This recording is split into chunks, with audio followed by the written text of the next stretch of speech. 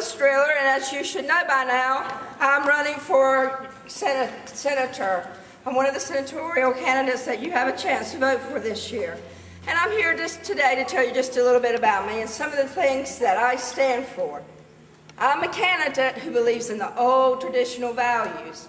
I want to get back to some grassroots morals and values. I believe in laws and rules. Now, lots of times when you hear about laws and rules, you think about, oh no, all these things that tell me what I can and cannot do. But rules are a good thing. They make things fair. They make things safe. Without rules, there would be chaos in our world. Rules keep things in order. If we didn't have rules, people would be out there murdering and stealing. Rules keep us safe. Without rules, there would be no protection for the good against the bad. There is a right and there is a wrong. That's right. Now, you might hear today, especially in the schools, that what's right for me may not be right for you. Or, just because it's wrong for you doesn't mean it's wrong for everybody else. That is a bunch of baloney. There is absolute right and absolute wrong. This absolute right and absolute wrong is set forth in God's Word, and you can see it in our natural law. You know what? Even the people that do wrong almost always know what they're doing is wrong. So there is a wrong and there is a right. So we need laws to protect you and to protect me. And since we have right and wrong, we need a way to enforce right and wrong. I'm tired of turning on my TV set and seeing the same Joes every day being let out and seeing their pictures on the TV being released again for the 30th, 35th, 36th time. They let them back on the streets and they keep committing the same crimes or worse. We need law enforcement that are able to catch these criminals and put them in jail. We need court systems that are able to get these people in the jail cells. We need these court cases expedited. They shouldn't sit there for weeks and months and sometimes years before they're adjudicated, and we need them to be able to stay in prison, not put back on the streets. And you know what? I don't care if they're piled 6 or 8 in a cell. I don't care if they have pool tables, big screen TVs. I don't care if they have exercise rooms, basketball courts, and steak dinners.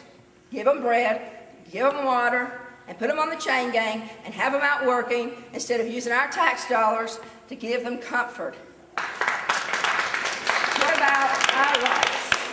Once they violated our rights and hurt our citizens, they forfeited their rights. Let's have laws, and let's uphold those laws, and let's take care of the good and honest citizens of America. Now let's talk about the government. Everybody hears government every day. We need to get rid of big government. The government doesn't need to be a part of our everyday lives. They don't need to be looking over our shoulders every day in the little things of our lives. They don't need to tell us what we can and can't do when it comes to the mundane things of life. We don't need to tell moms and dads how to raise their children. We don't need to tell moms and dads how to school their children. Do you know what the government is supposed to do? Do you know what the Constitution gave the government the right to do? The government is supposed to protect the people of the United States.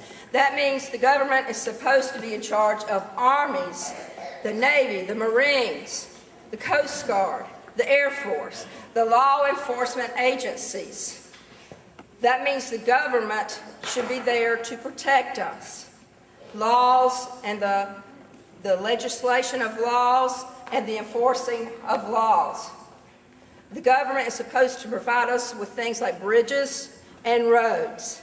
And now, in today's time, the government should be able to oversee and provide education. That's it, guys. That's it.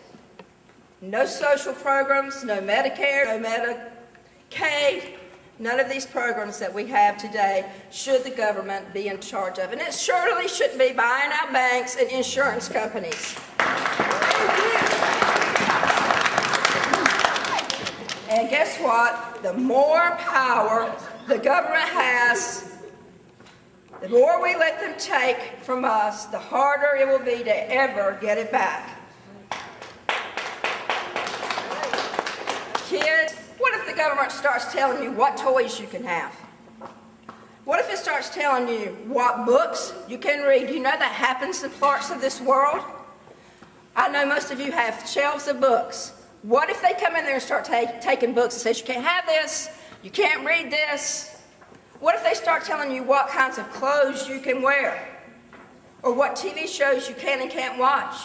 There are places in this world where they will not let you see certain TV shows, or let you read certain books, or even let you have certain news.